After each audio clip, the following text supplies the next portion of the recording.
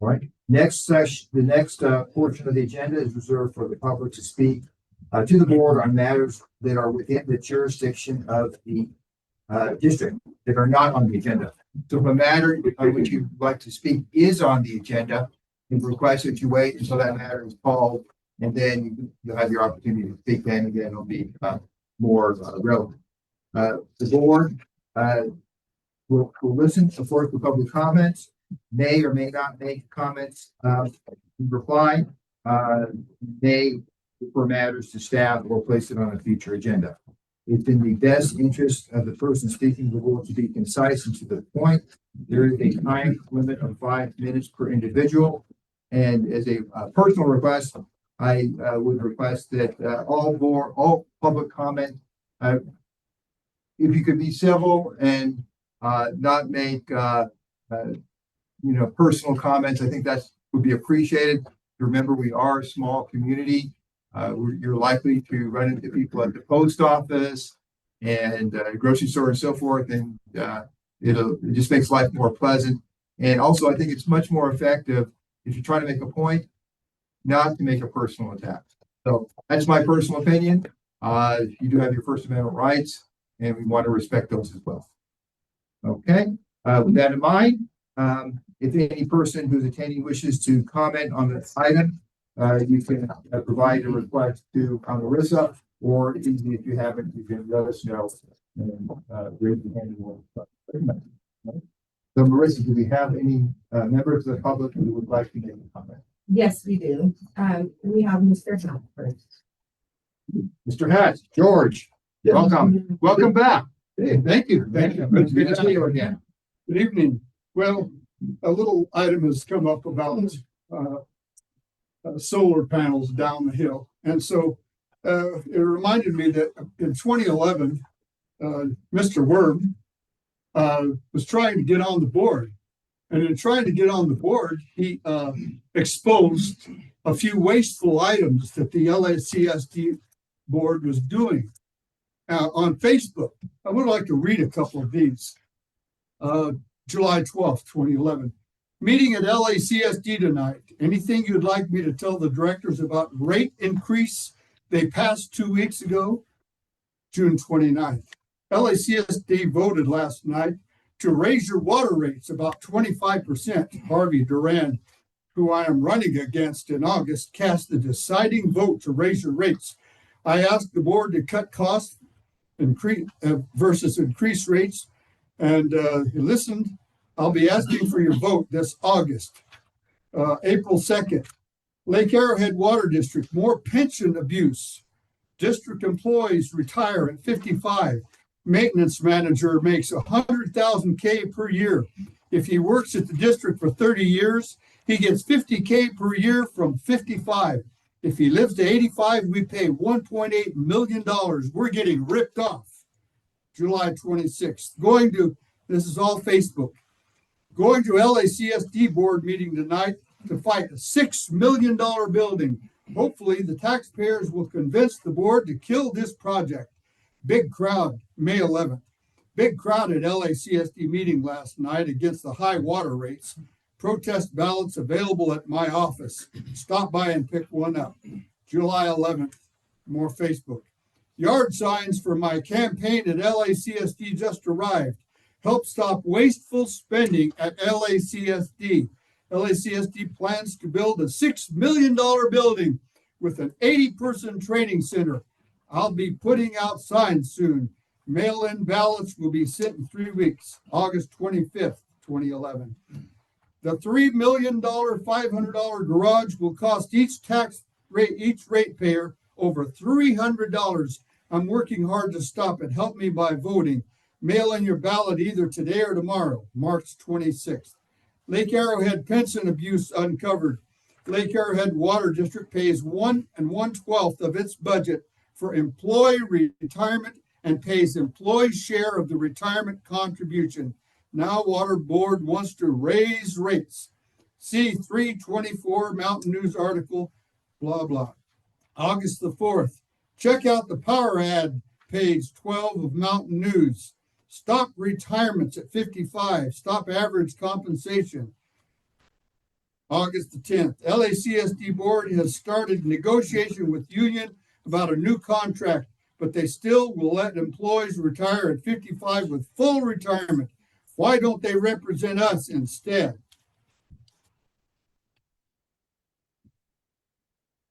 June 12th, LACSD quiz.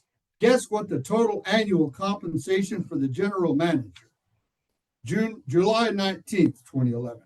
Alpenhorn has a good article about the LACSD salaries and pensions.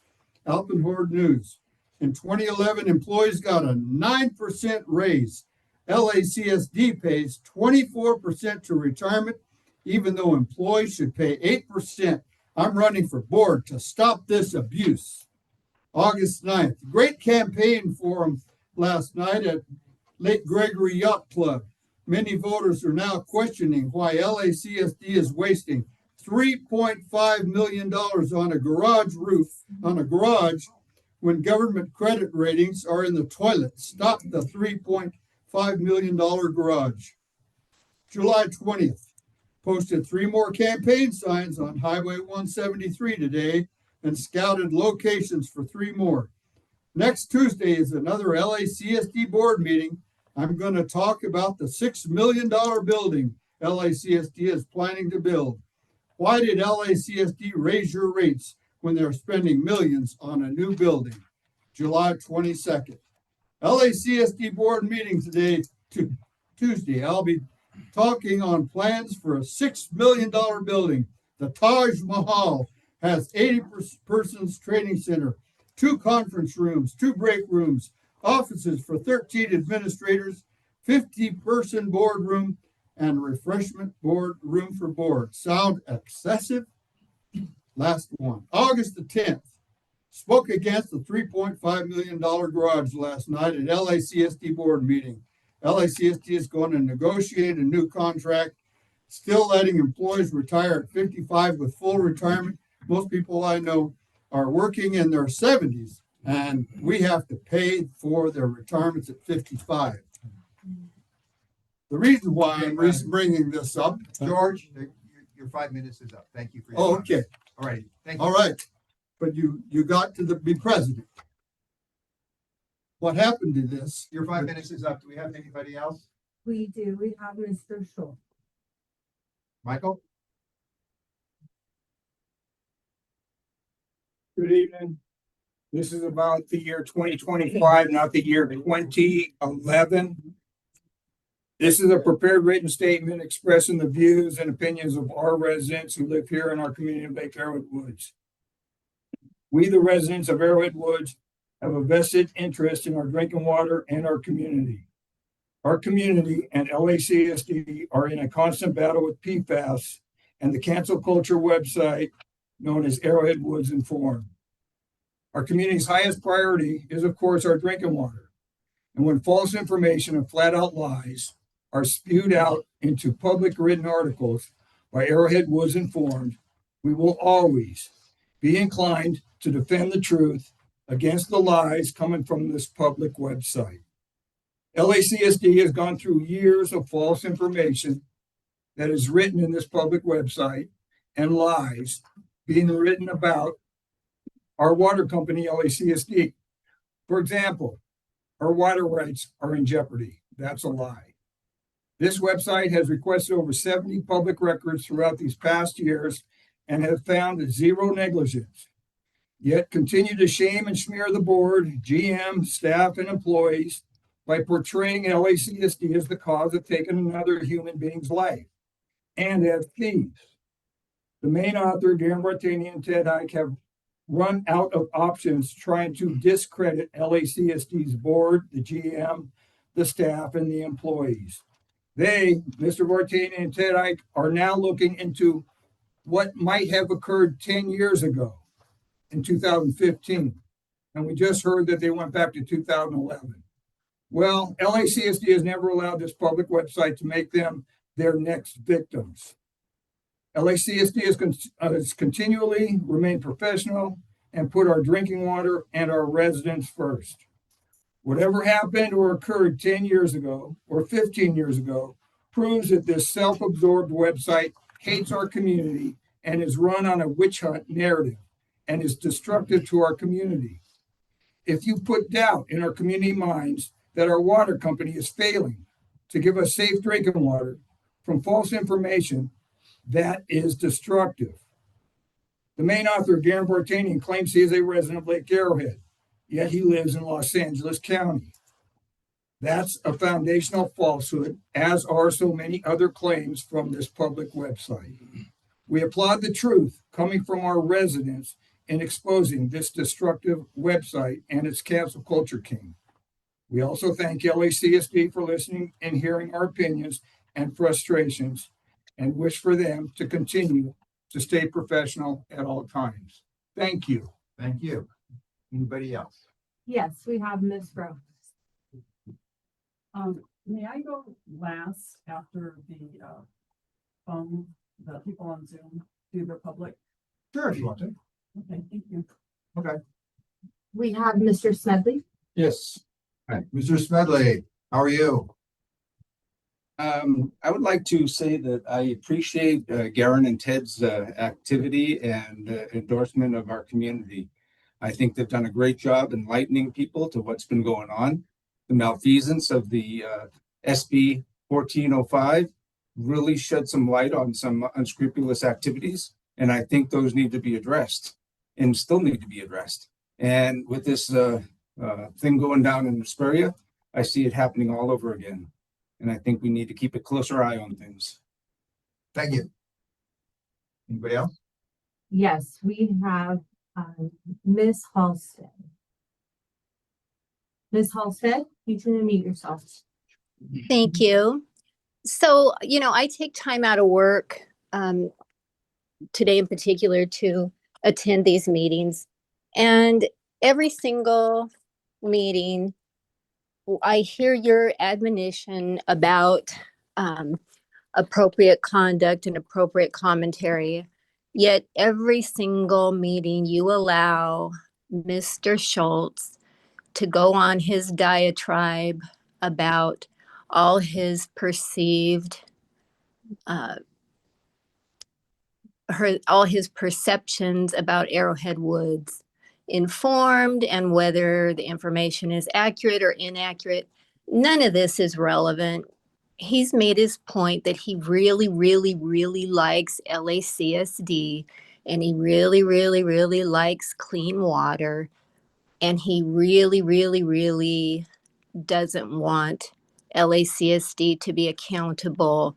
And it sounds like what he really, really wants is to continue the relationship between AWAC and LACSD that brought us to the SB 1405 fiasco.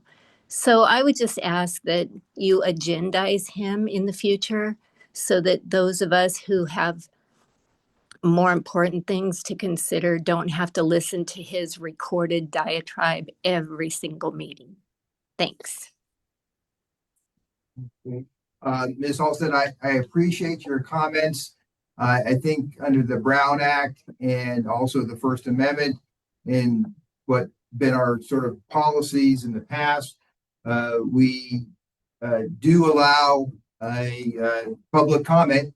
And as long as that public comment does have some relationship to LACSD, we tend to err, or maybe it's me. Okay, go ahead and blame me. So I said we on letting people speak their piece. So that's been the policy, and I know some people don't like it, but that's what we do.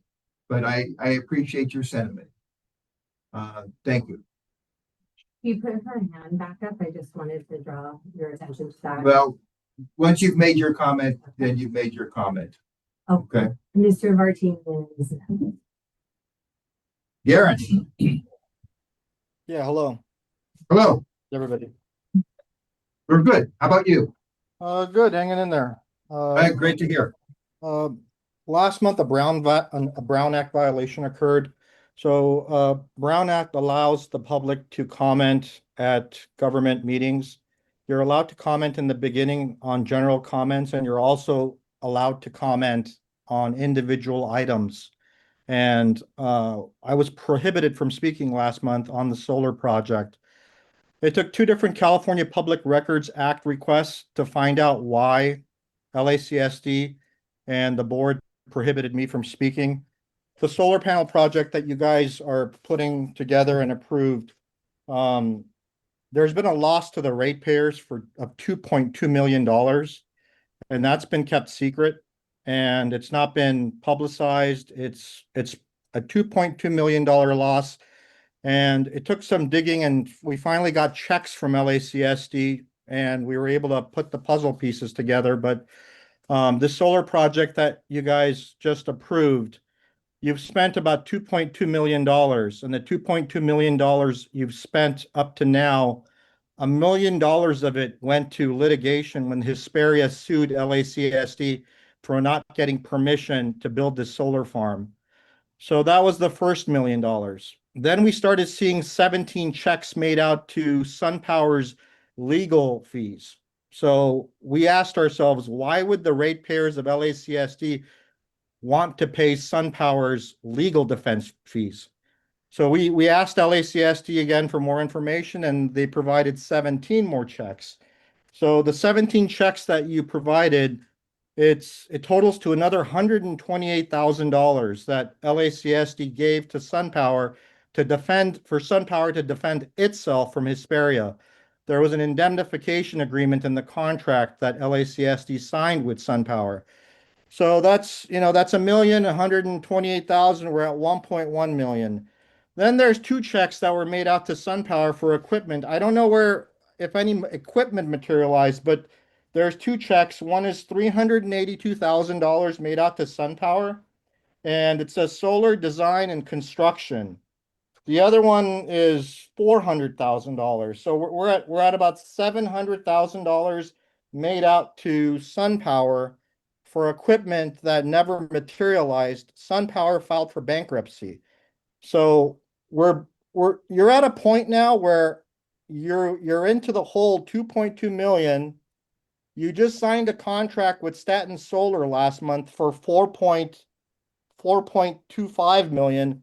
We're close to $7 million, and you're hoping to make $5 million in electricity over the next 30 years. So you're digging a $7 million hole, and you're hoping to fill it up with 5 million in the next 30 years. So I'm not doing this. I'm not making all these facts to the board, because I don't like the board or because I don't like LACSD. This is the ratepayers' money that you're wasting. You had SB 1405. You guys tried to steal the water rights to Arrowhead Woods. You duped the sitting senator into sponsoring legislation thinking that it was for AWAC and it was about the colors in the trees, which was false. Then you have the corporate parking yard, which was supposed to cost $3 million, but now we're into it $6 million. To top off the parking yard, now we're in a solar project that's going to cost $7.6 million. And you're hoping to make 5 million in the next 30 years. And nobody does that. So the question that I have for you, Mr. Worm, as the president of LACSD, who should be held responsible for all these expenses? The ratepayers paid $128,000 in the legal defense of SunPower. We also spent $1 million defending LACSD. You paid SunPower for $700,000. They filed for bankruptcy. LACSD is not listed as an unsecured creditor. Why is that? Who dropped the ball, and where does the buck stop? Does it stop with you? Does it stop with somebody else? If you can clarify all these facts, I would really appreciate it. Thank you so much. I will respond, Garen, and I appreciate your questions and also, the tenor of the questions. I think they're fair questions to ask. The project has gone on a long time and costs a lot more than we originally expected. Electricity has gone up a lot. And also our district uses a tremendous amount of electricity because of the topography. So we use a lot of electricity. The cost of electricity has gone up a lot. Once this equipment is going to be equipment that we're going to own, so we expect and hope that over the lifetime of the contract and our ownership, that we will make back that money. And also be able to provide our district with the power that we need. There was as you said, there was a contract for indemnification, so we were required to indemnify Sun Power when they got sued. There was also, we did have to pay for certain design costs and so forth. So it has been a long, expensive process. We wish it would have been shorter, but it wasn't. But I appreciate your concern. I thank you for your, the way you asked those questions. We have somebody else. Mr. Height? Ted, welcome. Hello. Can Hello. you hear? Yes. As you heard, Mr. Worm, my name is Mr. Hike. It is not Ted. What do your friends call you? Mr. Hike. Okay, Mr. Height. And incidentally, you're not my friend. You are Well, I guess that's my loss. perhaps. So I will take the loss. you call me Mr. Hike and I'll call you Mr. Worm, all right? Or President Worm. Would you prefer that? I prefer John. Well, I'm not calling you John. So, Oh, all right, Mr. Worm, I'll call you Mr. Worm. I just want to say I agree totally with Garen. I thank him very much for all of his research. What he says is the absolute truth. There is no hypocrisy coming from him. I want to thank everybody who works on behalf of the district, who works on the behalf of everybody, not just a few who stand to gain from the district. We question, we look at some of those expenses that go to the opposition, exactly what's going on. I also would like to say that you start off this meeting by saying that it is improper for anybody to attack anybody. But of course, you're not for that and you can't possibly stop it. And then you put on one of your lackeys from AWAC who proceeds to week after week attack me. absolutely. And when I try to respond, you won't let me and say it's out of order. It is out of order and it is also boring. And also he could do with a few lessons in English and elocution. For you to allow him to get on here and attack me, it is irrelevant what he feels about me. The only relevant thing is if people believe I'm telling the truth. And I have tried very, very hard for a long time now, not only to tell the truth, but what I have said, I've done with the objective that both part-timers and full-timers, who are all residents under the definition of resident, and you came on last time, cut me off, and gave the wrong definition of resident. Whether or not you are a resident does not decide whether or not you qualify to be on the board. The qualification for that is whether or not you vote in San Bernardino. And yes, I do not vote in San Bernardino. There was a time. I don't vote there now. But I do have an opinion that the people who pay the majority, 80-some-5% of the expenses of LACSD, all of the so-called part-timers, all of the people that you put little shields on to talk against and to denigrate, those people deserve to be recognized, to be heard, and to be appreciated for having put their money into a project that is, for the most part, run by people like Schultz, locals. It's not fair. It is, incidentally, and I'll put you on warning right now, possible to change that law so that the Community Services District is run by full-timers and part-timers. There is nothing written in stone. The same way that you went the Senate and tried to change the law about AWAC, I and others can go to the Senate tomorrow and change the enabling statute. I hope your attorney is listening. The enabling statute for community services districts. There is nothing written in stone that says resident must mean only domicile. Right now it does, but that can be changed. So don't push it. Work for all of us. Thank you. Thank you, Mr. Hike. Do we have anybody else who wishes to speak? Yes, we have Mr. Rundle. Mr. Rundle or Scott? Either or is fine. Brandon's Thank perfect too. a friend. There we go. Okay. I'd like to say to the character, I mean, the gentleman that spoke before me, if he listened for a few minutes, he heard another character that spoke at the beginning that was blasting Mr. Worm. And I did see Mr. Worm say, stop, no, you can't do that, whatever. So it is free speech, and he should recognize that. So that's all I have to say. Thank you. Thank you. Anybody else? And then we have Ms. Rojas. Ms. Rojas, welcome. Thank you. First, I'd like to pass this out. This is for, can you pass it for me? Hi.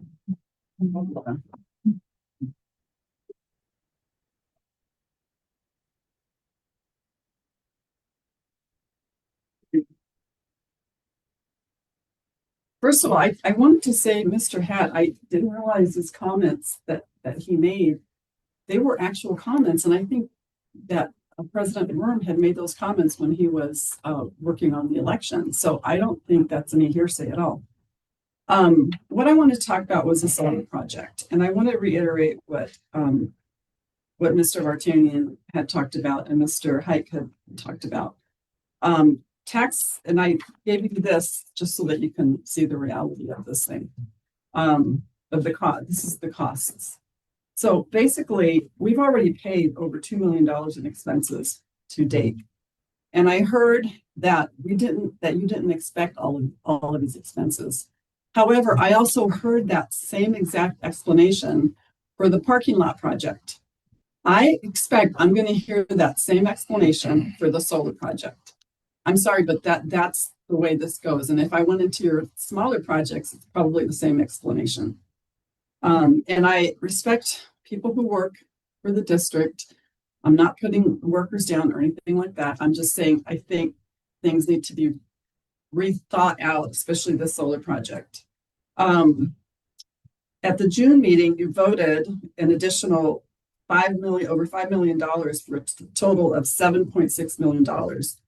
The money that the income or whatever it's called that you're going to get from that is about 5.3 million. So I'm questioning why are you doing this? What's the motive? I really don't understand this. Have you all really looked at the numbers and to see what's coming, the money that's coming back? And then President Worm, you had said that you will own the equipment. I read that you will not own the equipment. Okay, that's what I read in your package from the last meeting. Also, funding is being diverted from the wastewater capital improvement fund. That's money that the district has already said it's really, really depleted. That fund is very depleted. So why are you taking the money from that necessary fund that, for things that need to be replaced and maintenance that needs to be done? That's my question to you. Once again, what's the motivation? I don't understand. And to me, it's irresponsible of ratepayer money. So I'm asking you to ask that question to yourselves. This is not your money to spend. If it were your money, you wouldn't spend it this way. If it were your personal money, I'm sure you would not make this decision. You're the guardians of our money, of community money, ratepayer money. And I don't feel this is a good decision that you made. Further, this board authorized this expense without going through the proper protocols of allowing the public to speak. I was looking forward to Mr. Vartanian speaking and kind of explaining and digesting this thing at the last meeting. But President Worm, you prevented him from doing that. And then I couldn't ask any questions and oppose the project, meaning I couldn't give you all any feedback, my feedback, my honest feedback. And I'm not attacking anybody. I am just asking you to make common sense. So I don't think it was a legitimate vote because the proper protocol wasn't taken. So I'm going to ask you all to vote on this again, but after analyzing everything. I think the numbers that were written on the proposal that you looked at, I think they were exaggerated. Electricity hasn't gone up 12% for anybody. It probably went up because of the parking yard that's going on. So I'm asking you all to look at that whole thing again. I really don't think it was a proper vote, and I think it needs to go back to the vote. Okay, and please look at this document and be realistic and think about the ratepayers. You know, it's our money that you're spending. Thank you. Thank you for your comments. And as I sort of said when Garen asked, electricity prices are going up and have going up, and that's a historical fact. I think they're going to continue to go up even further. That's a economic fact that I believe. And the solar project, while it certainly has gone on much longer and cost more money than we expected, over the lifetime, I believe will return the money to the district and the worthwhile project. But I do appreciate your comment. Question. Do we have any other? You had your. But can we see the documentation about how you came to that conclusion? Because I don't believe it. But you can make a records request to the district. Anybody? Thank you, and thank the public for their comments. We appreciate it. Next, we have the consent calendar. It's expected to be routine and non-controversial, be acted on at one time without discussion unless an item is withdrawn by a board member for question or discussion. Any person wishing to speak on the consent calendar at this time? Any members of the public? None? Okay. Right, so the matters on the consent calendar are approval of last month's minutes and consider accepting installation of drywall and T-bar for the corporation's yard project 253. Do you have any board member discussions or questions?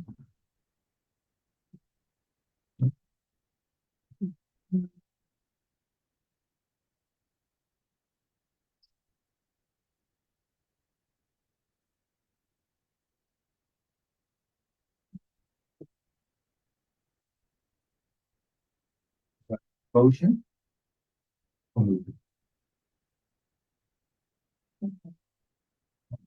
All in favor? Aye. Okay. The consent calendar is passed. Next, we have information and discussion items. First is departmental reports, engineering managers. Scott. Thank you, President Worm and members of the board. This is my second quarter report in the CIP projects. I'm going to do this a little differently than usual. You have the spreadsheet on page 16 of your board packet. I'm going to start with completed projects during this quarter, which are not on that list, and then projects currently under construction. And then I'm going to move to projects that are to the board, and then projects that are under design.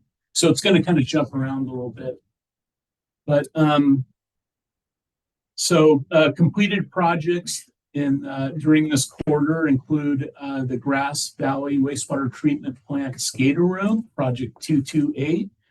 Project was completed by GM Excavation with no change orders for the contract amount of $303,631. The next project completed was Manhole Inflow Reduction 2024, project 257.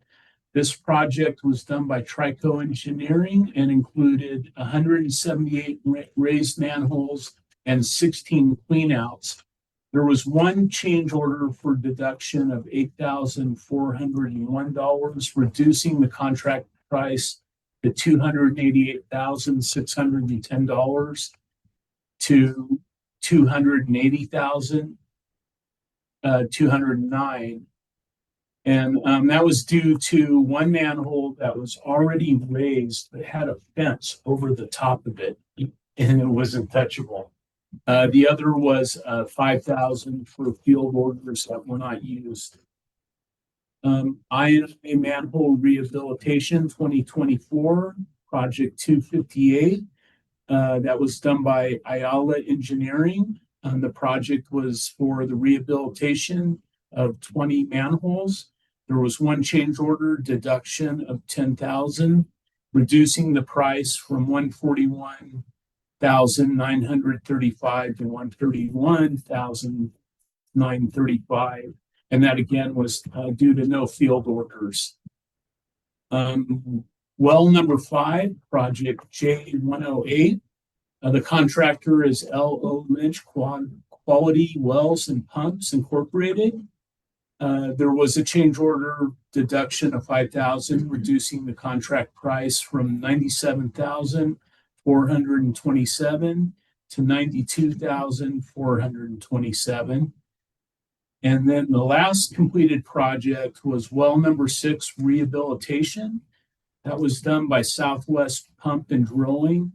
There were 2 change orders, one for 6,443 for additional materials, including a flat jacket, submersible cable, and a drop pipe. And the second was for a deduction of 117,453, reducing the project total from 213,418 to 102,408 for the reconciliation of the contract. So what happened there was a pre-rehab video that was performed, and it was determined that the mechanical cleaning, removal, and fill and debris, chemical treatment, and a post-rehab video were not required. So we got away really easy with this one. It needed a new pump and motor that they installed, and well disinfection was performed to put the well back in service. So that gives us more money back on our state water money. So current projects under construction include the Corporation Yard 253. Construction is nearing completion. All the walls, painting, carpet, and lighting are in. The kitchen's complete and lockers are being installed in the restrooms. The only remaining tasks are to apply epoxy resin to the floors and complete the electrical work in the east wing. This work is labor intensive, and it's expected to take 3 to 4 weeks to complete before the project is subject to the final inspection. The electrical contractor schedule was supposed to end like right around August 1st. So we're going to meet with him this Thursday to see if he can expedite that for us. And then the next big project is Willow Creek Wastewater Treatment Plant Building number 255. That's being completed by Blue Scope Construction. Construction started on June 6th. Demolition of the old slab and footings is underway. The metal building will be delivered on July 30th, and construction is to be completed by December 26th, 2025. Or 2025. The next project that's under construction currently is the Meadow Bay and Blue Jay slip lining, project 263. This project was awarded on May 27th to Tunnel Vision, and we had our pre-construction meeting on July 10th. We received their material submittals, and they were approved on July 17th, and the materials have been ordered. So there's going to be a delay in getting material due to the materials being shipped from Germany. So it's going to kind of delay their start. They hope to start by the middle of August or the beginning of September, which kind of works well because they will be on the lake. So that's a good time to work on the lake, especially with the AOA barge. And then slip lining various projects, 266. This was an in situ form project that was completed last week with no change orders. for the total contract price of $197,261. And we will probably bring it to you for acceptance in August. And then the solar farm, which everybody's talking about tonight, was approved by the board on June 24th. And we are finalizing the contract on that. And then tonight we have 2 items for the board for approval.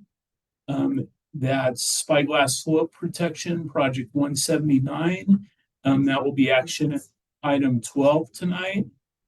Manhole inflow reduction procurement 270. That's action item 14 tonight.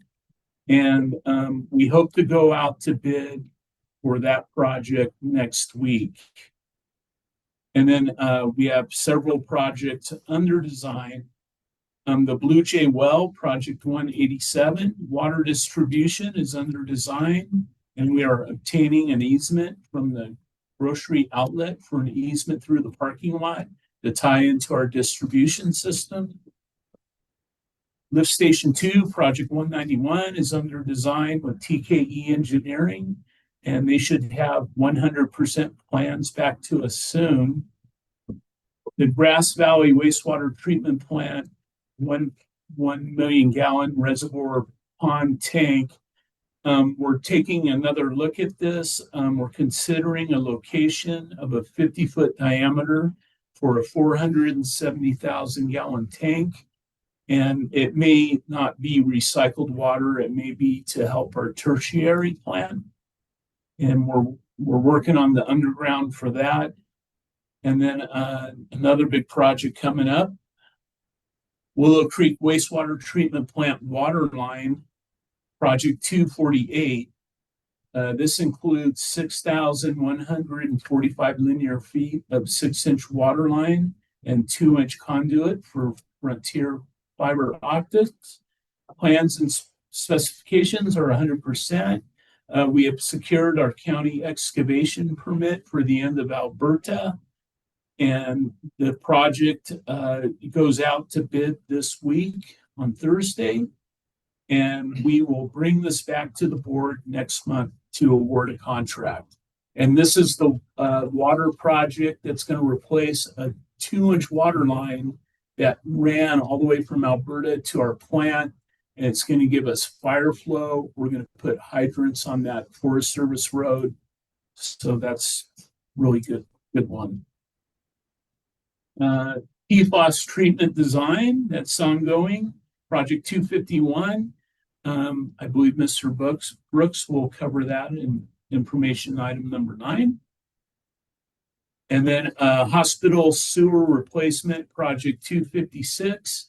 It's a small project to install 85 linear feet of 8-inch PVC sewer to replace an existing 6-inch plate pipe. We have 100% design, and we're just waiting for Caltrans approval to get that out to bid. And then Bald Eagle water line replacement, Project 260. This is to replace 2,500 linear feet of 8-inch ACP pipe with 8-inch PVC pipe. That's currently being surveyed, and we will start that design really soon. And then the other water projects where we're converting AC pipe to PVC pipe, Golf Course Drive water replacement 262. This is to replace 6,500 linear feet of 8-inch and 10-inch pipe with 8-inch and 10-inch PVC pipe. The portion on Golf Course Drive is under design. We have another problem on Tunnel Drive, which ties into this system. And we're currently getting that surveyed. That's going to be 1,400 linear feet of 12-inch AC pipe. And that's currently being surveyed. And then the last one we have under design is manhole rehabilitation for 2025-26, Project 271. This is our annual project of rehabilitating 20 manholes. And we're just waiting for the manholes for field operations. And that pretty much covers it. Any questions? Any questions, from the board? No? Public? Comment? There's none. No? Okay. Thank you, Scott. Thank you. Next, we have Nate. Thank you, Mr. President, members Thank of the you. board. This is my second quarter field operations report. Happy to report that everything was really smooth this last quarter. Other than water leaks were up slightly. This is our busy time of year for water leaks. Whenever that weather changes to warm, we start getting water leaks. So on page 18, just to point out, we replaced 18 service lines with some of the old steel lines we got rid of and put plastic in there. So we did hydrant maintenance on 133 hydrants. We hope to do a little more on those hydrants, but some of these water leaks were traffic control, so we had to involve that crew. We did do 66,563 feet of leak detection, trying to find leaks that don't surface, try to mitigate that water loss. We also exercised 304 valves, and just to try and keep all those valves operating smoothly, so that in the need for an emergency situation, we can always operate those. If you turn to page 19, it'll show you the list of the leaks we had. We had 25 leaks. Not a lot of big leaks, pretty standard. You guys were really good about getting on them as quick as possible and stopping those leaks and getting those repaired. On page 20 for the wastewater collections report. Everything's pretty standard here. In the first part of this quarter, they were finishing up the replacement down at the farm for the upsizing the 12-inch there. So they had a bit of time down there, but they installed quite a bit of pipe. So that's on here. We also did 9 pipe repairs, actually 10 because of the one internal. Just trying to eliminate these problems areas as we find them as quick as possible. Other than that, everything's pretty standard. We had 0 spills. So I'm happy to report that we had nothing there. We did receive our new rotor truck finally. Thought that would be good to tell you guys. We waited for over a year for that to be custom built because they don't make rotor trucks anymore. And with our terrain up here, we absolutely have to have one. So it took a while and it was hard on our crew to do everything by hand, but the truck seems to be working very well. Haven't had any issues with it. The guys really like the way it's set up, and they're happy to not be using their muscles anymore. So other than that, everything else is pretty basic. And if you guys have any questions, I'm happy to answer them. Questions, comments from the board? Where are the leaks at? Are they from hydrants or residential property? Typically service line leaks coming from the main to the meter. There's galvanized pipe there, so it's just getting old. So we just try to replace it with plastic pipe as we find these leaks. So part of the water line replacement, we're trying to get ahead of some of this stuff and replace AC pipe as well as these service lines. So hopefully we can start getting on top of them before they get super bad. Right now they're manageable. So Questions, comments from the board? Public comment? President, you got a ballpark figure on as far as leaks coming from residential to from the water meter themselves on average, say per week or per month? on the customer side, you're saying? Yeah.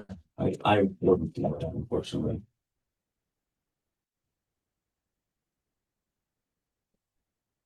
On the fire hydrants, is there like an area, like you want an area in mind or how does that work? Yeah, so we have a map, and a couple of meetings ago I presented a map, and it has basically boxes with numbers in it, and we systematically kind of go around the lake and check off those boxes. That way we don't miss anything. So we've gone into Rim Forest and now we're over into, like Brentwood, that area over there. So we'll just keep going around the lake and checking those boxes off. Does that happen like once a year or? We're always trying to do it whenever our valve maintenance crew is out there all the time. But if we get any kind of big leaks where we have traffic control or something like that, we don't have enough guys to do all that. So those crew will have to come over and help the repair crew. But we always try to keep them going as much as possible. So they're always, they're out there turning valves, making sure all the valves are working. They're doing leak detection, and they're also exercising and maintaining the hydrants. And so like every hydrant in Lake Arrowhead is gonna be checked. Yeah, it's not every year, but they, yes, they do. You're done with. Yes, once we get around with the whole map, we'll start over again and we'll just keep doing that nonstop. We never stop doing the maintenance. So. So my question centered around that too. So I'm sure every day they're out there checking for leaks, but how often do you get to actually reach house for where you monitor, like from LACSD all the way up to the house, to the meter? Like how often do you get to a house? Well, after the meter, most of our meters will tell us if they have a leak. So we'll notify the customer. And a lot of the leaks that we have in Arrowhead, they come out of the ground pretty quickly.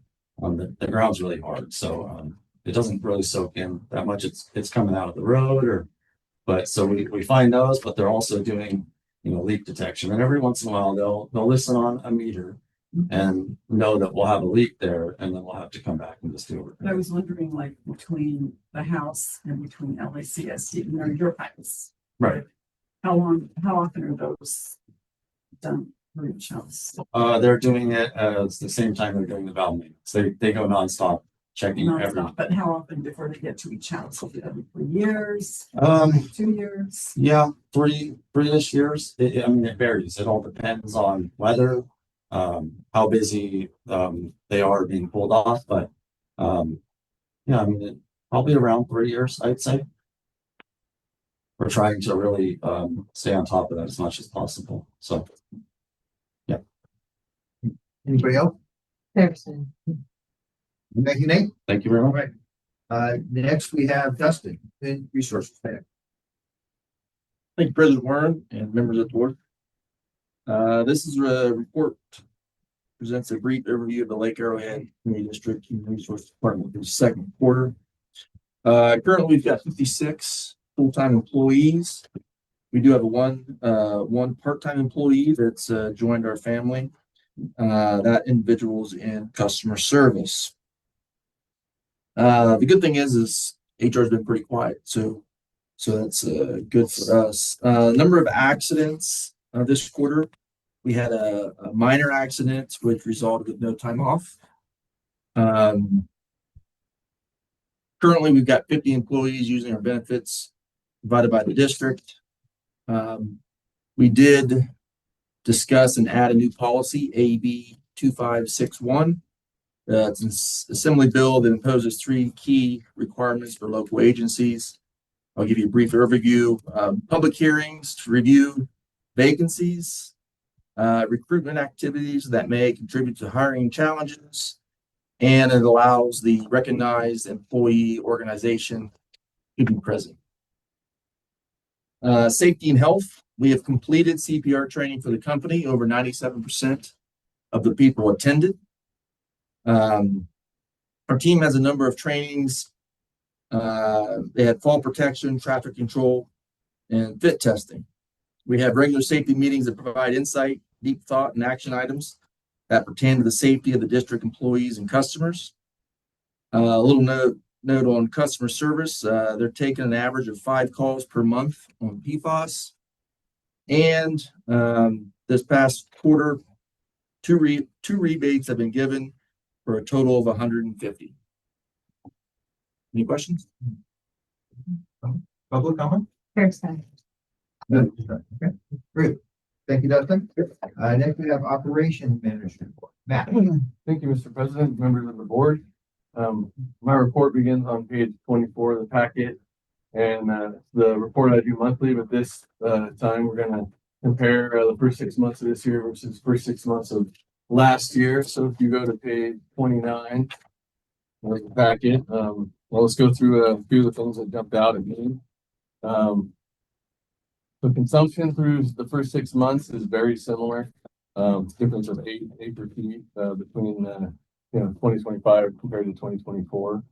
The lake draws down significantly this year versus last year, about 100 acre-feet at this point. We are down versus last year. It has to do with one of the next items we'll hit is we purchased more clava this year. So wells to system, we've also increased production this year by getting some of our wells back. So at this point, production's up about 15%, just about 15 acre-feet at this point. That's been really good. That also helps ease the lake draw as well.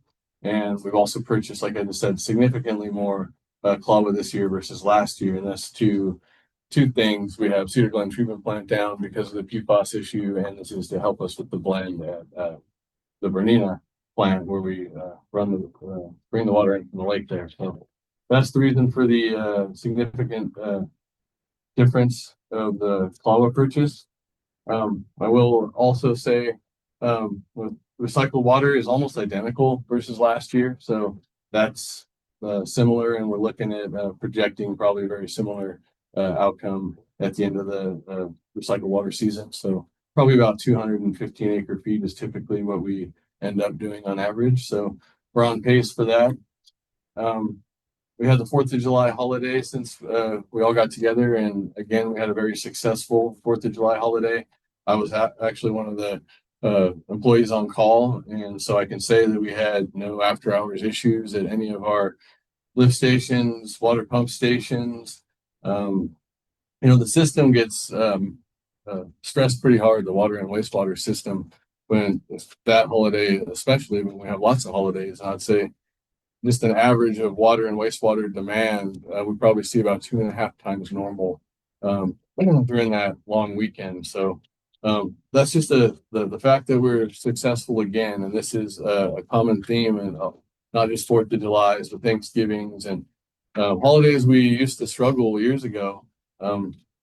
This is just a testament to the guys out doing the work every day, and all the work and preventive maintenance that gets done. So we really see it when our system gets maxed out on these type of holidays. So just wanted to pass that along. And also mention that every year we do post fireworks sampling in the lake.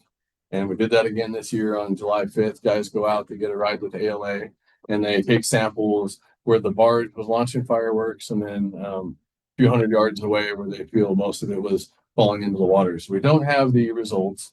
But I'll just say that we sampled for perchlorate and strontium as we do every year. And we have never had a hit for perchlorate and strontium. There's always a baseline. So when we started doing this sampling, we did a sample before fireworks were shot off, and there's a baseline of strontium in the lake. It's naturally occurring, and that's never really gone up. And so we're not anticipating anything. I'll be sharing those results next month when we do have those. So as far as my operations manager's report, that's what I have. If you have any questions, I'd gladly take them. Public question? There's none. Oh, it looks like one, Mr. Fay. Mr. Fay? Yes, can you hear me? Yes. I just had a question. Is taking care of like the LACSD properties, specifically on ALA easement areas, under your purview as far as like, maintenance, or if there's erosion and taking, or building a retaining wall or supports like that? Is that in your purview?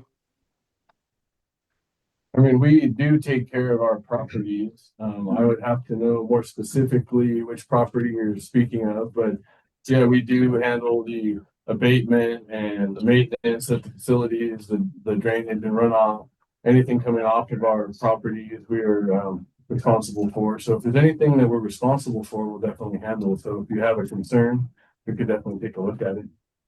Okay, great. And I'll find your email online because I'm actually working with Mike Pate, and it's a reference to a retaining wall that was supposed to go in per your engineer back in 2010, and it was at the I think it's called a pump station. It's a right off Palisades Drive before Emerald Bay. There's the LACSD. It just sits up on the hillside.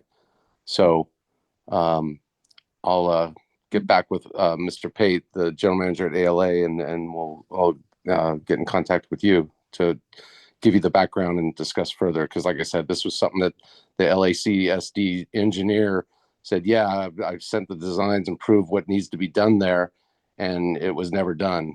And we're having issues now over there in that area under the pump station. Okay, we'll definitely investigate the concern and go from there. Okay, great. Thank you so much. Thank you. Anybody else? There's. Very good. Next, PFAS report. All right, next is the PFAS update.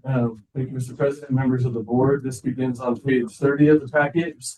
If you flip over to page 32, this is I'll have anything new that's happened since last month, and things have somewhat died down on the PFAS front. We took a sample last week of the Bernina blended, and that's the treated water we sampled. And we do not have the results at the moment, but we will have them by the time we get together next month in August. I'll share them then. They'll be updated ahead of that on the website when we do receive them. So we'll have them well ahead of the next August meeting. And we're waiting on those. We have spent a lot of time on the 90% design plans. Staff here at LACSD, we gave our comments back to the engineer. We spent a bit of time going over our comments. And now the Division of Drinking Water has also been going over the plans. They have their own comments. And so we're at the point where we're waiting to schedule a meeting. We're waiting for the DDW basically to be ready for a meeting and to discuss the comments so we can move forward. So we're getting very close for this meeting. I know the engineer reached out yesterday to the engineer that we work with down there at the Division of Drinking Water, trying to ask you where they were at. So that should be coming soon. And hopefully we'll have another update beyond where we're at the next meeting. So things are still moving along. Just we're at the 90% design. There's a lot of moving parts in these plans. So we're doing our best to make sure we get everything right with that. So that's what I have with the PFAS update. If you have any questions, we're glad to take them.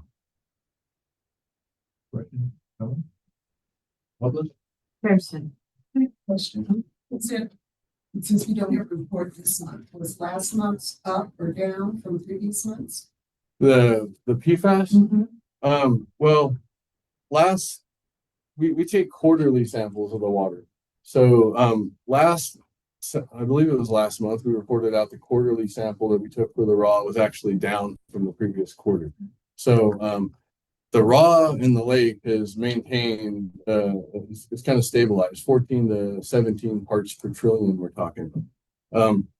Now, as far as the drinking water we deliver to the community, we have been able to successfully blend that down below the California response level of 10 parts per trillion. We do that with bringing in groundwater and purchasing the Clawa water. And we've successfully blended that down. Our last sample was, I want to say, 7.2 parts per trillion.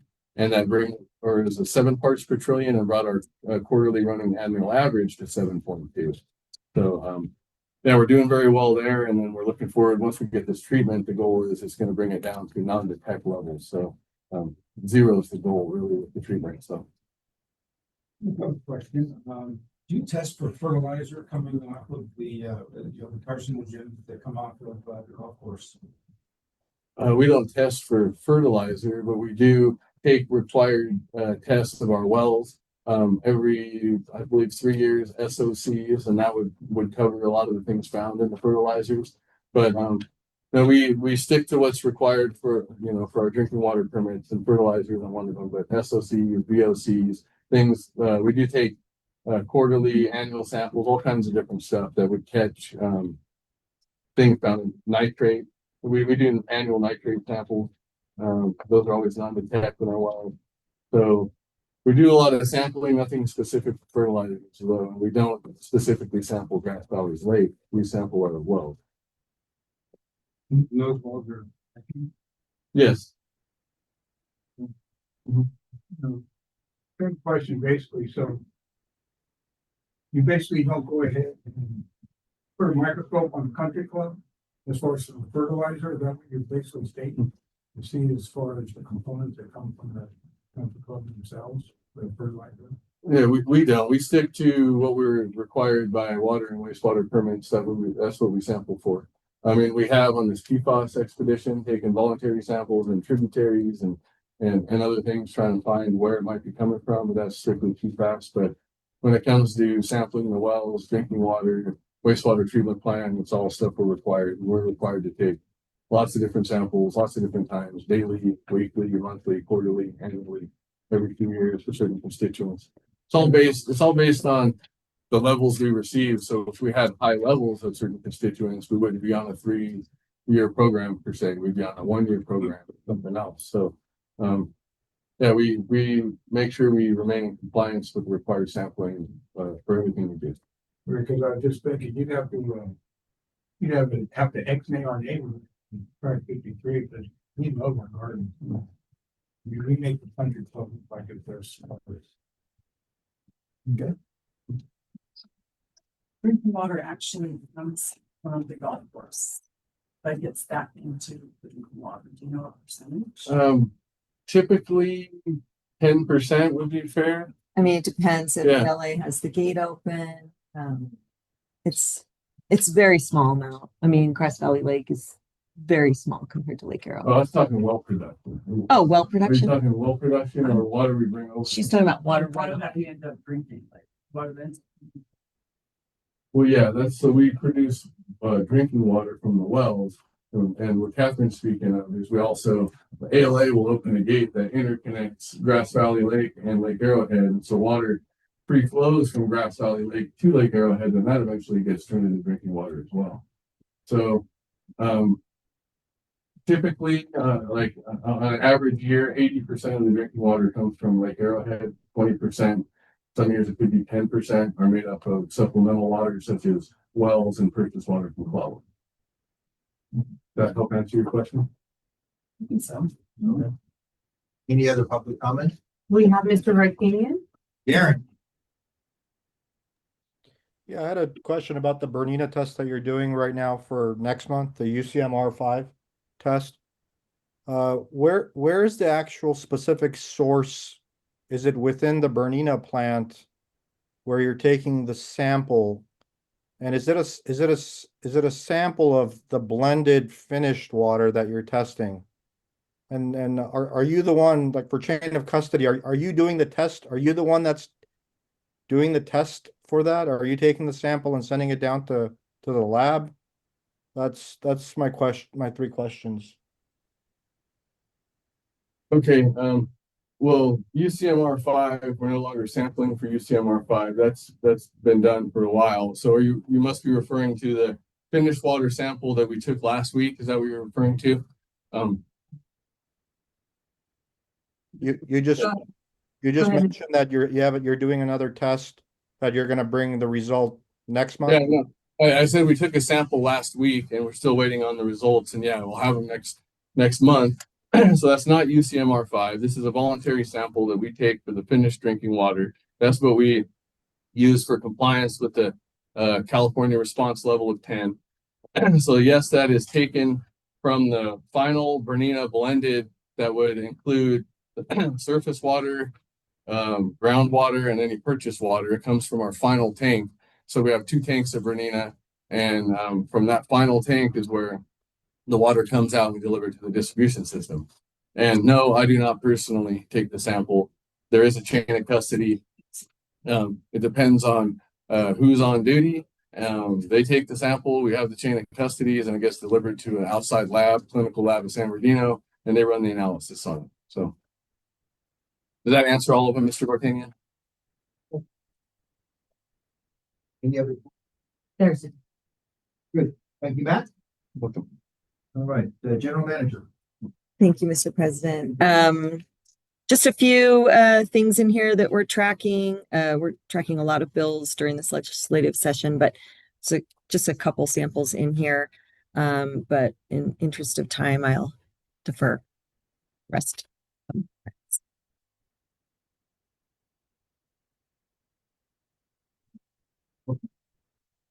Any questions from the board? Well, my question before we leave, the general manager, we've, researched her work and watched her throughout the last couple of years. And we know that there's going to be an opening for the GM. And, me and the residents that prepare these statements, would like to personally thank the GM, Captain Sherry, for her service. Thank you. Thank you. Thank you, Michael. Any other questions, comments? There's none. All right, very good. Okay, now we're going to move on to action items number 11. Nate. Or capital. That's me. Got it covered. You got it covered. Okay, you better start learning. I'm gonna wait it. Okay, so this is the second reading to consider adopting ordinance 84 for a cross connection control plan to comply with the state water resources control board. It is recommended that the board of directors adopt ordinance 84 regarding this plan and publish the post-adoption publication summary for ordinance 84. Again, the district has had a cross connection control policy in place for decades. All this is really doing is just updating a few things that's now required by the state as far as program coordinator. It requires a special certification. Our water supervisor went out and got that certification. As well as coordinating with local entities and stuff like that. Not like a lot of big changes, but just to be compliant. So the biggest thing was that we had to write a plan on how we were going to implement our cross connection policy. And obviously, the cross connection is an interconnection between a potable water supply and non-potable water supply. So anything that has the potential to be a contaminant or old stagnant water, somebody has, a well on the property, anything like that that can cause some type of back siphonage into the drinking water system. We have a very good program in place for our current fire protection systems as far as backflow devices. We track those and test those every year, but so this is really not changing a whole lot.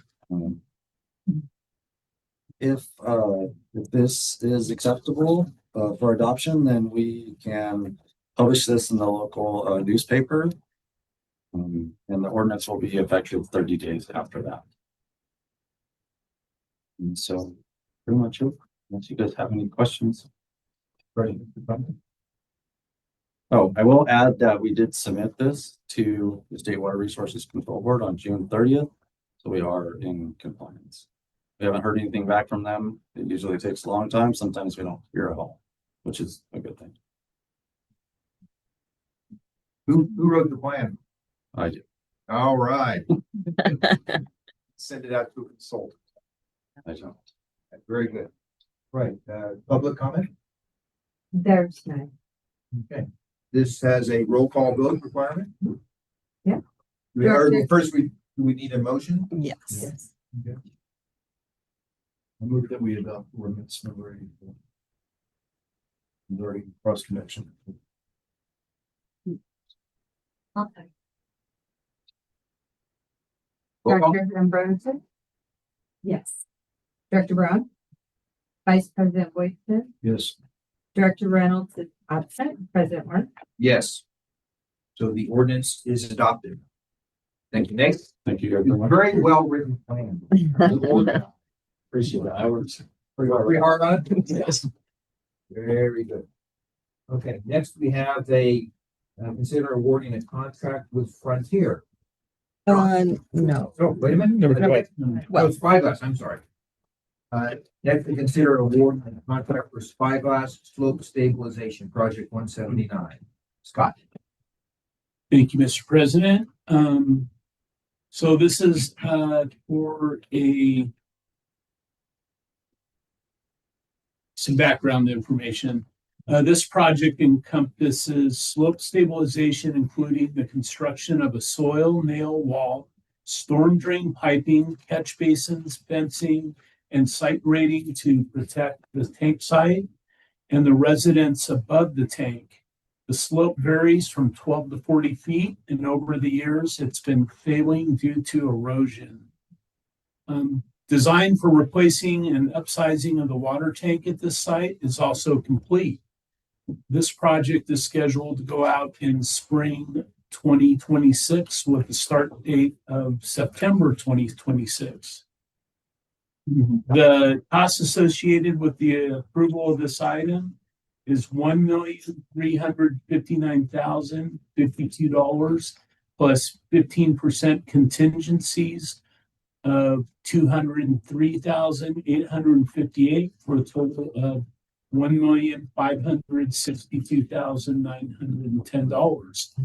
The total budget for this project is $2,900,000, which includes the tank replacement and is included in the fiscal year 24-25 budget. The total project cost for the wall is estimated at $1,658,043, comprising of $1,562,910 for construction and $95,133 for engineering, inspection, and other related expenses. Funds will be provided by the Water Capital Improvement Plan, Fund 110. The engineer's estimate for the tank replacement is $1,895,850, which will be incorporated into the next budget. And so we went out to bid on June 12th. And then on July 10th, we received several bids, 5, with Trinity Construction being the lowest bid at $1,359,052. We've done work with Trinity in the back in the past, and they're very capable of doing this job. They've done several jobs for us. So it's staff recommendation that the board of directors award a contract for the construction of the spyglass slope stabilization project 179, the Trinity Construction, for their low responsive and responsible bid of $1,359,051.82.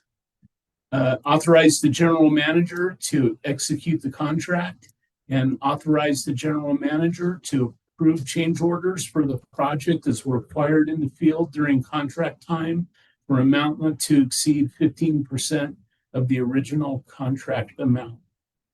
So that's our recommendation. Yes. On the fiscal impact, it states here that the total project budget is $2,900,000, which includes the tank replacement. And then you have the cost of this item at $1,562,910, including 15% contingency, if it does go to that point. But then you also have the engineer's estimate for the tank replacement itself at $1,895,000. So am I correct if I add the engineer's estimate for the tank replacement to the, let's just hope it cross our fingers for the $1,359,000 from the original bid? I think we're in excess of the $2 million. So the total project budget is what was budgeted in the budget. Okay. And then we're going to incorporate the tank in the next budget to make up the additional. We ended up having to split the project because initially the project, the 2.9 was, we were going to have we're hoping to have a concrete tank that would also be part of the slope stabilization.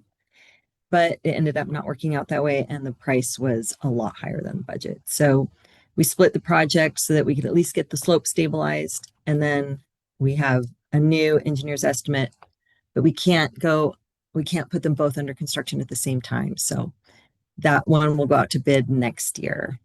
Okay, so as far as this being a budgeted action, this is on a timeline then, but it's also kind of an emergency because you state here that it's been failing due to erosion. Is it failing due to erosion, or is it just saying over the years it has been eroding? It's not necessarily failing right now. It's failing. The V ditches from the top of the slope have come down and are broken apart. We've had material back up against the generator. We had to relocate that generator. And every time we get mass rain, more of it comes down. The fence is hanging off the top. So it needs to be taken care of soon. Do we expect any contingencies on this project, considering it seems like it's a pretty straightforward job? We never know. I know it works. We hope not. If we do, we hope it's like within our 15%. And we work really hard to keep it within that. Lately, per my report, we've been not having any contingencies or field orders. So, but all together. And then, so as far as making this a permanent fix, due to the erosion, so that the erosion doesn't continue. I know you're stabilizing the slope. It's like you've got this soil nail wall. And then you've got the drain piping and then the fencing, but is there going to be a retaining? oh yeah, it's completely, it's a two-piece retaining wall, one halfway up and then one in the back. And then we're actually creating more space for a bigger tank next year. Okay, so this is a pretty permanent for the foreseeable future. Yes, oh, absolutely. And when was the $2,900,000 budget done? Because we've been on this project for I a few know. years. So was that done recently, or was that It was with the last budget, so 2 years ago, 2 years? almost, Yeah. year and a half. That's 2 years? 1 to 2. Any other questions? Public comments, questions? There's none. Yeah, I mean, go ahead. Yeah, I like the questions that you I asked this question before about a conflict of interest, and I wasn't necessarily talking about the board. For me, it's important to know that there's no conflict of interest with staff also, because staff have a lot of authority. They have a lot of power in this. I'm not accusing anybody. I think you guys do a good job. I like having my water. But I think it's important as part of what you do that there is something. Do people sign when they sign people that are in that our position to get RFPs, to obtain RFPs and to make decisions and recommendations, over $100,000. Do they sign any kind of a conflict of interest as part of their hiring practices? Joe? So there's conflict of interest laws that apply to the board and also to staff. But on a project like this is a public works contract. So we're required by law to put it out to bid. We're required by law to award it to the lowest responsive and responsible bidder. There's no discretion for the board and for staff. And also the GM has some individual authority as a general manager, and she's the head of all the staff of a certain amount, $25,000 and less. Anything above that is spent, it needs to go to the board. So there's no staff making any individual discretionary actions as far as spending district funds other than what's already been authorized by either the general manager or the board. They make recommendations. I mean, staff have a lot of authority. Do they sign anything as part of their HR process? Like when they get hired, is that part of their package? I don't know if it's part of their package, but certainly there's a whole I mean, there's hundreds of pages of conflict of interest as it relates to public employees. And as you know, from Public Records Act, all the documents are public. You can get correspondence. And staff really don't have too much discretion. I mean, the general manager has a discretion more than other staff. But certainly there's no personal benefit that's being gained. We have to look at it, analyze all the information we get, provide it to the board, a general manager for them to make a decision. And then also the board as well as staff, hired staff that has to file the financial disclosure form. Yeah, they file what's called a Form 700, which is if you have a financial interest, and then they're also required to do, certain trainings every 2 years as well related to open meeting laws and harassment. Okay, thank you. Any other questions? No. Okay, so then we'll go ahead and entertain a motion to consider awarding a contract for fiberglass globe.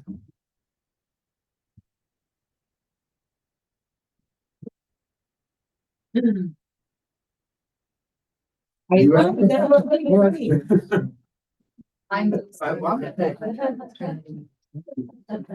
we have a motion and Steve seconds. Okay, not a roll call vote, all in favor? Aye, so all four in favor. Very good. So the contract, the motion passes and the contract is being awarded. Thank you, Scott. Okay. And then we have item number 13, that are awarding a contract for Frontier. And John, and I think we have some guests too. I'm sorry. Thank you, President Worm. The district has recently decided to explore options related to our internet services. In the past, we've used a third-party broker just because different services were available at different sites. Over the past few years, Frontier has expanded their fiber services throughout the area and is available at all of our sites. Removing this third-party broker will allow us to eliminate a vendor that's kind of in the middle, as well as kind of provide a little additional clarity when doing troubleshooting. A new phone system will also be installed. Frontier came up, they visited each of our sites over the past several months, provide mapping of our current configuration as well as proposed new configuration. Our new IT company has reviewed the proposed configuration and is satisfied with security.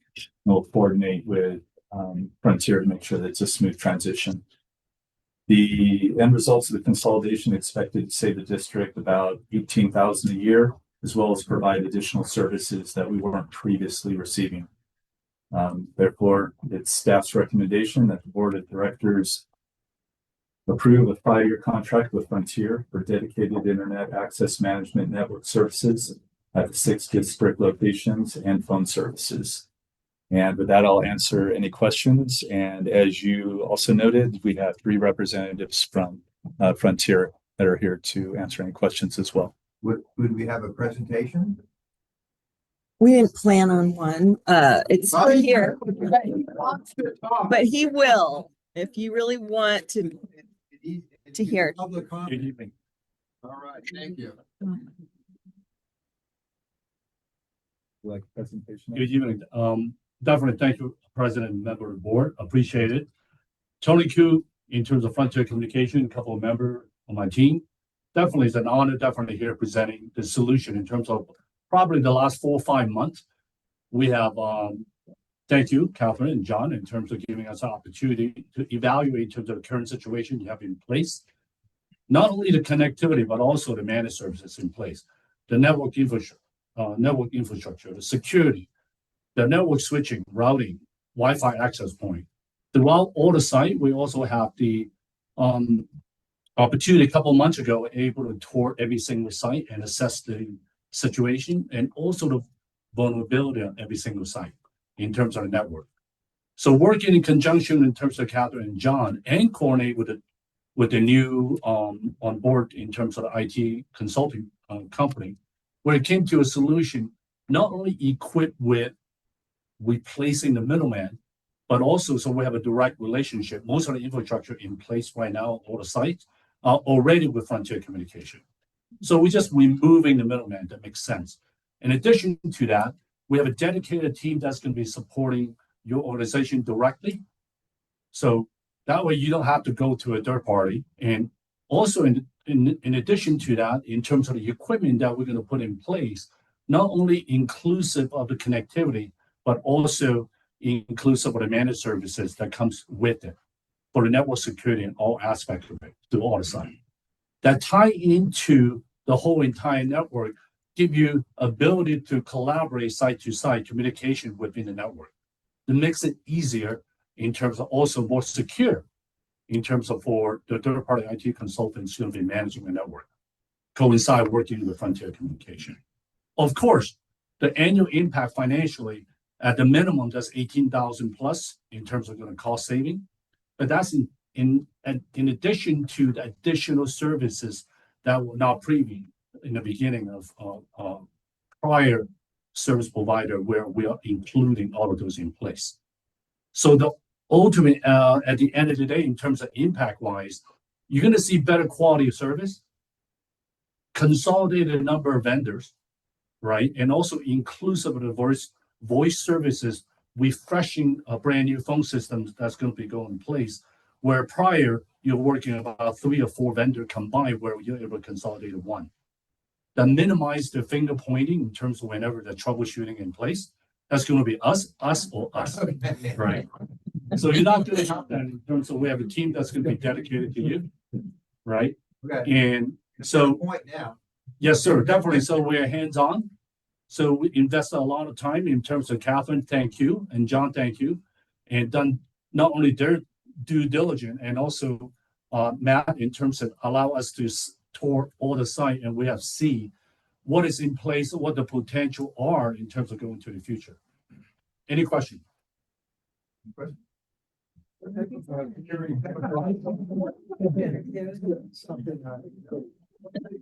Security protocols did IT look at? Well, looking at infrastructure right now in terms of the current platform is managed within in-house, where the transition going into not only the financial impact is going to be lower, not even counting the managed services, we'll be providing the hardware and the software and the manpower that's going to be overseen along with the new IT consulting company that was brought on board. We use the hardware in terms of consists of the platform, the requirement of the district that from the security standpoint to the managed switches, router access point, and all of it. So we have full visibility along with working with third-party consulting company that will be joint force. That's going to give you the layer of security. The security not only for the impact of the district, but also for the consumer, the resident, because all your information data is going to be obviously within the network security, right? So we adding the layer of security, also protecting the resident in terms of for the community. To answer your question? Thank you. I think it's. Any other questions? Yes, we have, Mr. Renton now. Scott? Hi, good evening, everyone. Quick question. You mentioned, or it was mentioned that there's a new IT consulting company. Who would that be? ABSS is the name of the company. ABSS? Yes. Okay, are they local? There are employees that are local. They're located, their office is in Riverside. Okay, great. Thank you very much. That's my question. Thank you. Anybody else? Mr. Vartanian? Garen? Yeah, I had a question also about ABSS. I'm actually very biased towards Frontier.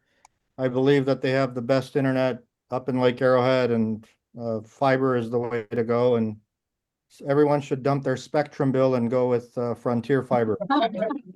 So Scott Rendon now mentioned something very important.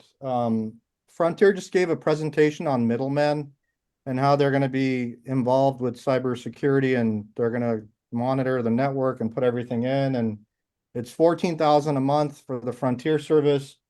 Back in March, you guys hired a middleman, ABSS, And same exact thing, cybersecurity framework, and they're getting paid 10,000 a month, 10,200 a month, so 122,400. Is there any overlap between these two entities?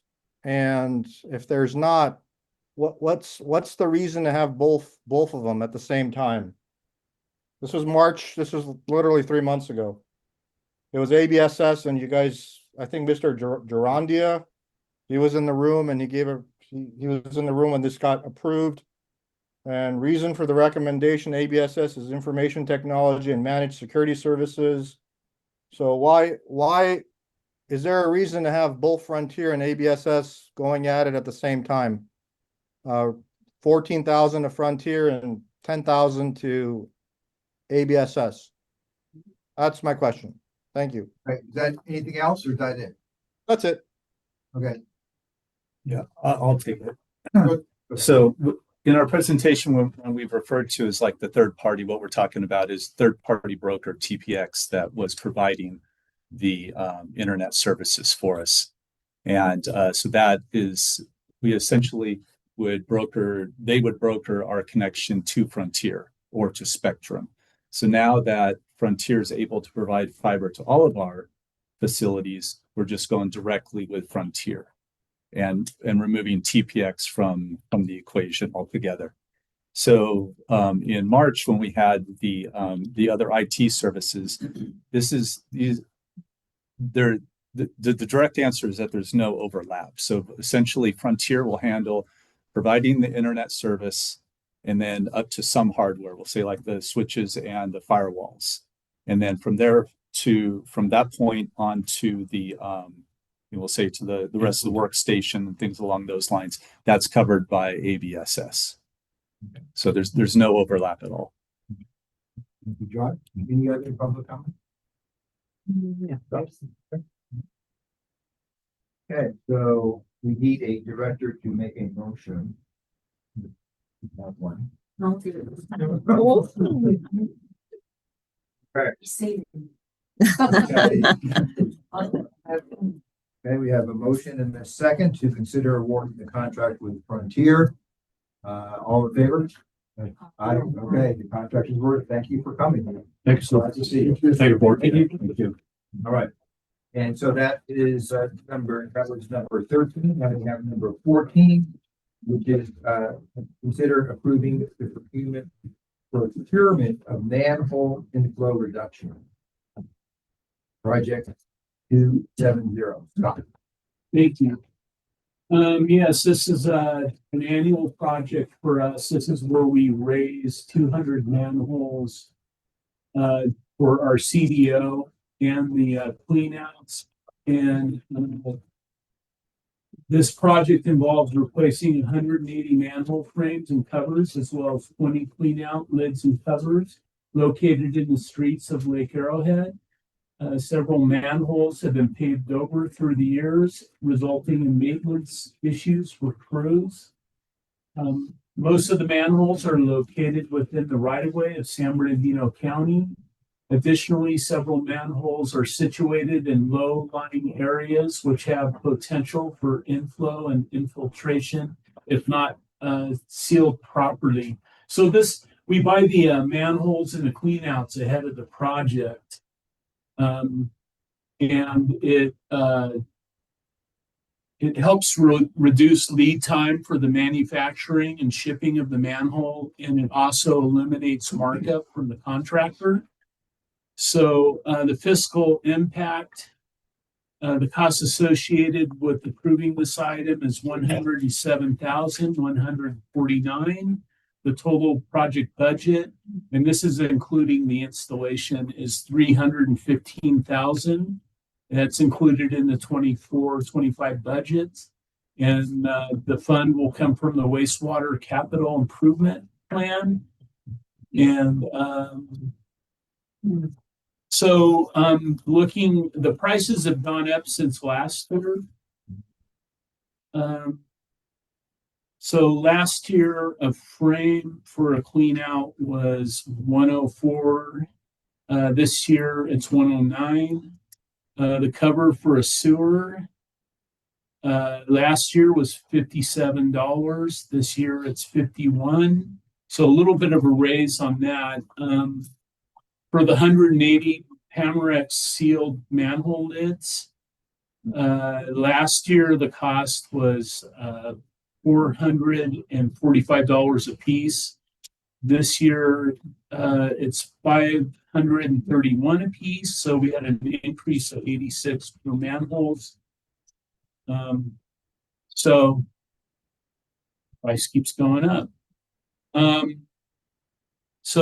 It's recommended that the board of directors consider approving the procurement contract for the purchase of 180 manhole frames and covers from FAMCon Pipe and Supply for $103,472.45, which includes tax and shipping, and the procurement contract for the purchase of 20 cleanout frames and covers from Windwater Company for $3,676.43, including tax and shipping, for a total of $107,148.88 for project number 270.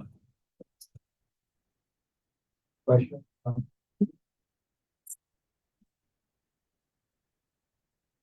Public comment? There's none. Motion? I move that we approve the budget 270. Do we have a second? Michelle, Michelle. Director Ambrosic. Has a second. Okay. All right, all in favor? Okay. All in favor? Thank you. Thank you. Last item we have is number 15. Consider approving purchase of replacement of UV lamps. Now, Thank you very much, President and members of the board. This is an item we typically bring to you every other year to replace some wear items out of the ground treatment plant in the UV process. This is to replace the lamps specifically. So we get into this right here, the Trojan UV disinfection system. It's an integral part of the recycled water process within the gas power wastewater treatment plant. The Trojan UV system consists of 2 trains that lamps are certified for 12,000 hours of run life. These lamps are less effective if they exceed their 12,000 hour run life, and may result in positive coliform bacteria results in our recycled water that we supply to the Lake Arrowhead Country Club for irrigation purposes. So this purchase request is to replace the existing lamps in Trojan Train A, as those lamps currently have approximately 10,500 run hours on them. District staff will be installing the new lamps. And usually it takes just about under 2 years for the bulbs in each train to accumulate 12,000 run hours. So therefore, district staff budgets to replace 1 train every 2 years, and we switch amongst the trains once one of them hits the 12,000 hour mark. District staff requested and received a quote from the following and sole vendor, and that's Trojan themselves. If we use aftermarket lamps, we did look into that. We bought warranties on the entire UV system, and the risks were not worth the slight bit of savings. So we recommended stick with the manufacturer of the equipment, Trojan Technologies. Fiscal impact for these are going to be funded by the 160 Supplemental Water Fund, and the fiscal impact will be $37,055.79. This includes a 5% surcharge, freight, and sales tax. And if there's any questions you have, I'll let the questions. Is the price gone up in 2 years? It actually has a few $1,000s. I want to say I didn't list right before the meeting. I think it was around 33,000 we spent. We're getting a few extra lamps this time. There's 64 per train. We're getting 70, which we typically do. So I believe we got some extra ones last time. So without having them side by side, I would say they went up a few percent, 5%. Yeah. Any public comment? There's none. No. Motion?